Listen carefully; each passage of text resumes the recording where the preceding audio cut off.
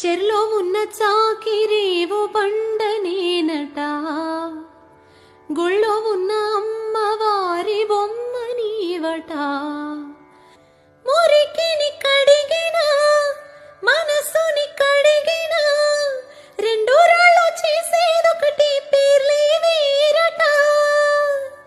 అవునో కాదో తెలియదు కానీ నువ్వు చెబుతుంటే అవునంట. మరి అంతలోనే బొంగమూతి సంగతేంటట. నాకు తెలుసా మంచి చెట్ట, నువ్వు చెబితే నేర్చుకుంటా.